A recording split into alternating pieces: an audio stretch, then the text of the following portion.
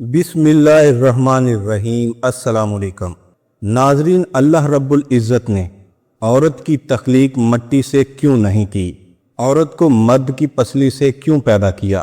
کیا مرد کی ایک پسلی عورت سے کم ہوتی ہے؟ سائنس اس بارے میں کیا کہتی ہے؟ اور اللہ رب العزت نے کیا ارشاد فرمایا ہے؟ یہی ہماری آج کی ویڈیو کا موضوع ہوگا۔ اگر آپ ہمارے چینل B&H نالج پر نئے ہیں تو پلیز چینل کو سبسکرائب کر لیں تاکہ نئی آنے والی ویڈیو آپ تک پہنچ سکے۔ اور آج ہم آپ کو عورت کی تخلیق کی ایمان فروز حقیقت بتائیں گے۔ ناظرین، قرآن مجید فرقان حمید میں اللہ رب العزت ارشاد فرماتے ہیں، جس کا ترجمہ کچھ یوں ہے: یقیناً ہم نے انسان کو کالی اور سڑی ہوئی مٹی سے پیدا فرمایا۔ روایات میں آتا ہے کہ جب خدا بندے نے حضرت آدم علیہ السلام کو پیدا کرنے کا ارادہ فرمایا تو اسرائیل علیہ السلام کو حکم دیا کہ زمین سے ایک مٹھی مٹی لائیں۔ حکم خدا کے مطابق اسرائیل علیہ السلام نے آسمان سے اتر کر زمین سے ایک مٹھی مٹی اٹھائی تو پوری روح زمین کی اوپری پرت چھلکے کی طرح اتر کر آپ کی مٹھی میں آ گئی، جس میں 60 رنگوں اور مختلف کیفیتوں والی مٹی تھی، یعنی سفید اور سیاہ، سرخ اور زرد رنگوں والی، اور نمکین اور نرم سخت مٹی، تلخ، نمکین اور پھیکی وغیرہ کیفیتوں والی مٹی شامل تھی۔ کچھ عرصے بعد اللہ رب العزت نے حضرت آدم علیہ السلام کی بائیں پسلی سے ایک عورت پیدا کی، جس کا نام حوا سلام اللہ علیہ رکھا۔ حضرت حوا سلام اللہ علیہ دنیا میں تشریف لانے والی پہلی عورت تھیں۔ حضرت ابو ہریرہ رضی اللہ عنہ نبی کریم صلی اللہ علیہ وسلم کا یہ فرمان نقل فرماتے ہیں کہ جو شخص اللہ رب العزت اور آخرت کے دین پر ایمان رکھتا ہے، وہ اپنے پڑوسیوں کو اذیت نہ پہنچائے اور خواتین کے بارے میں بلائی کی وصیت قبول کرو۔ انہیں پسلی سے پیدا کیا گیا، اور پسلی میں سب سے ٹیڑھا حصہ سب سے اوپر والا حصہ ہوتا ہے۔ اگر تم اسے سیدھا کرنے کی کوشش کرو گے تو تم اسے توڑ دو گے، اور اگر اس کے حال پر رہنے دو گے تو وہ تیری ہی رہے گی۔ لہذا خواتین کے بارے میں بھلائی کی وصیت قبول کرو۔ ناظرین، شریعت محمدی صلی اللہ علیہ وسلم نے بہت سے معاملات میں عورت اور بچوں کا حکم ایک رکھا ہے، جیسے کہ باجماعت نماز کا مسئلہ، جمعے کا مسئلہ وغیرہ۔ تو شاید اس میں بھی اس بات کی طرف اشارہ ہے کہ عورتوں کے ساتھ بچوں کی طرح نرمی کا رویہ اختیار کرنا چاہیے۔ ناظرین، اسی طرح قرآن مجید فرقان حمید میں اللہ رب العزت نے ارشاد فرمایا ہے، جس کا ترجمہ کچھ یوں ہے، یعنی مرد عورتوں پر نگہبان ہیں، عورت کی ضروریات اس کی حفاظت اور دیگر کئی امور میں مرد کو عورت پر تسلط حاصل ہے۔ اور یہ خود اللہ رب العزت نے فرمایا، گویا کہ عورت رعا ہے اور مرد بادشاہ، اسی لیے عورت پر مرد کی اطاعت اللہ رب العزت نے لازم قرار دی ہے کہ میاں بیوی کے حقوق ایک جیسے نہیں، بلکہ مرد کے حقوق عورت سے زیادہ ہیں، اور ایسا ہونا عورت کے ساتھ ناانصافی یا ظلم نہیں، بلکہ عین انصاف اور حکمت کے عین مطابق ہے۔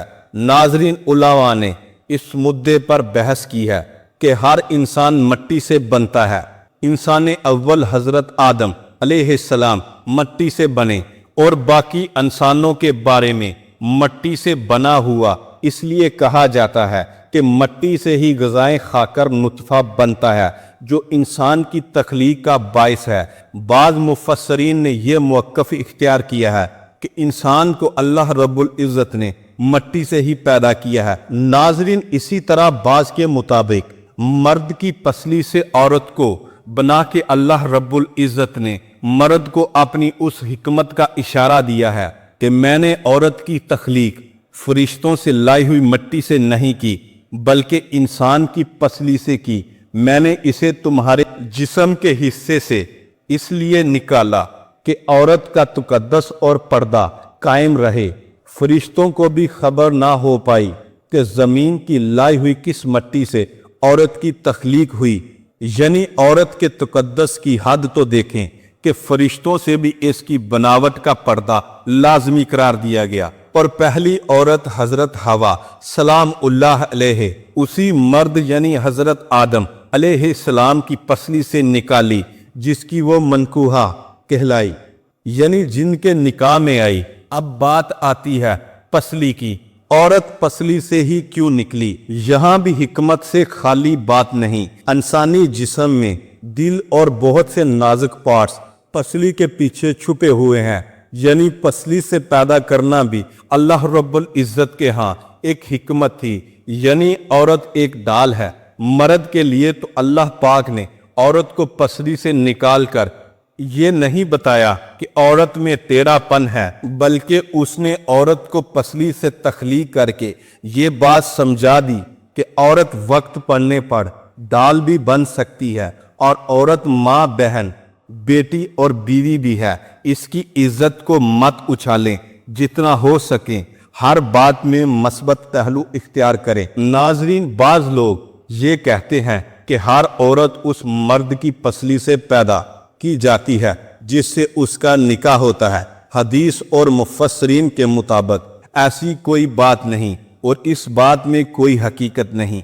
यहाँ एक और बात भी सामने आती है कि मर्द की पसलियों की तादाद कम होती है इस वजह से कि मर्द की पसली से औरत पैदा की गई है।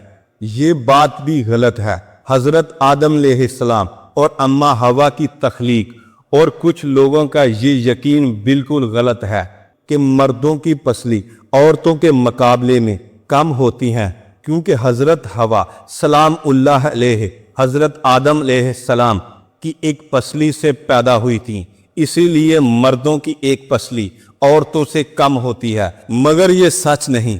मेडिकल साइंस के मुताबिक पसलियों के 12 सेट हैं, यानी 24 पसलियां हैं, चाहे उनकी जिन्स मर्द हो या औरत। लिहाजा मर्द और औरत की पसलियों की तादाद बराबर होती है। मगर बाज हालात के साथ अगर कोई शख्स मेडिकली अनफिट है तो उसकी पसलियों की तादाद कम या ज्यादा हो सकती है।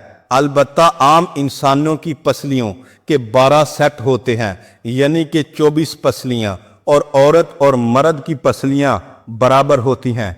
मगर ये सही हदीस है कि नबी करीम सल्लल्लाहु अलैहि वसल्लम ने अरशाद फरमाया कि औरत को मर्द की पसली से पैदा फरमाया गया। नाजरीन, इसी उम्मीद के साथ इजाजत दीजिए कि आपको हमारी वीडियो पसंद आई होगी। मिलते हैं बहुत जल्द एक नई वीडियो के साथ। रब्बुल इज्जत आपका हामी और नासिर हो। अल्लाह निगहबान।